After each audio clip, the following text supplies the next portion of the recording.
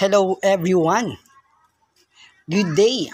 Kumusta kayong lahat? So, ito yung bahay, ito yung house apartment for rent. Yes, pinapaupahang bahay dito sa Dasmariñas City. Block 14, Lot 12, inside subdivision, good community, and flood-free location. So, ayan po, titignan po natin. Ito yung kontador ng Meralco. Ito naman yung kontador ng tubig. So, ito pwede magtindahan. Pasok po tayo sa loob. Pagpasok natin dito sa loob, ito yung kanyang balcony, ito yung kanyang terrace, and very spacious. Merong electrical socket dito at merong water faucet doon.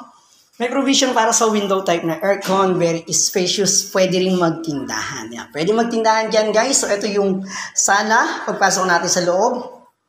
Ayan, meron pang chandelier. Kompleto sa mga ilaw, bagong pintura, naka-tiles na ang flooring. Ayan. Ito yung kanyang sala, ito yung kanyang bathroom. Ito naman yung kanyang bedroom. So, mauna muna tayo dito sa bedroom. Check natin itong bedroom pagpasok natin. So, merong built-in cabinets. Ayan, ito yung kanyang built-in cabinets. Ayan, very spacious. May lagay na ng damit. Ayan, so, nakikita nyo naman, guys. Magandang-maganda itong bahay. Very presentable. Ito yung provision niya para sa aircon. Meron na rin electrical breaker dyan. Nasaksakan. So, ito. Titignan natin ngayon yung bathroom. Ito yung kanyang bathroom. Mayroon din flush. Ayan. At mayroong exhaust. Yan yung exhaust niya. So, ito naman yung kanyang dining area. Ito yung kanyang kusina. Ito yung kanyang dining area. Ayan. Ito yung kusina. Ito yung sink. Meron din mga built-in cabinets.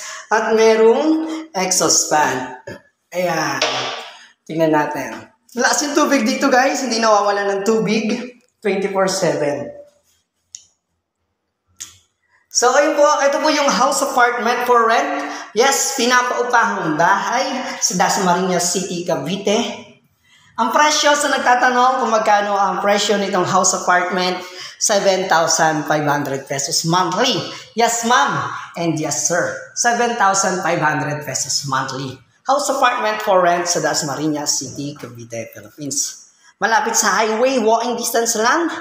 Malapit sa school, especially sa elementary school. Malapit sa Sabang Elementary School. Malapit sa market, malapit sa mga mall. Maganda yung bahay at maganda rin yung location. Very tahimik dito sa place na to. Ito today, April 2025. Ito yung na-visit natin at na-allocate na bahay dito sa Dasmariñas City, Cavite, Philippines.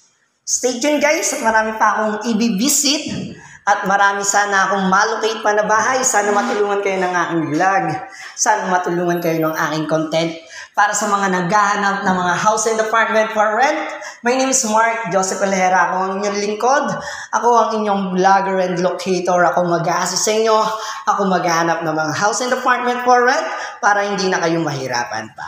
So, relax na lang kayo sa inyong mga tahanan. Mag-enjoy sa mga video na i-upload ko. At sana ma-entertain kayo.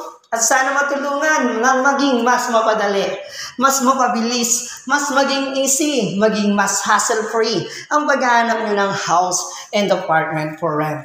Ulit, maraming salamat sa pagbisita dito sa aking page. Maraming salamat po. Ito po yung house apartment for rent.